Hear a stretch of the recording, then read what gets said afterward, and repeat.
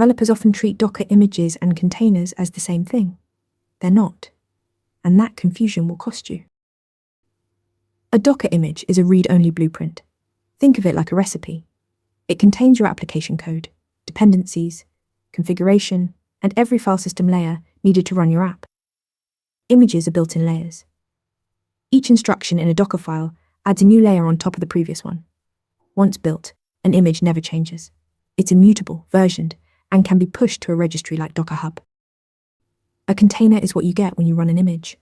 Docker takes that read-only blueprint and creates a live, isolated process with its own writable layer on top. That writable layer is where any file changes during runtime live. The underlying image layers stay completely untouched. By default, containers are ephemeral. When you stop and remove one, that writable layer disappears. The image stays. The container is temporary. Here's the powerful part. You can spin up dozens of containers from a single image simultaneously. Each container is completely isolated, its own process space, its own writable layer, its own network. But they all share the same base read-only image, making containers incredibly lightweight.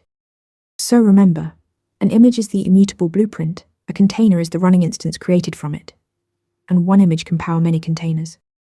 Want to get better at answering questions like this?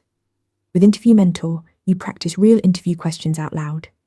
You get personalized feedback and a grade on every answer, and you can track your improvement over time.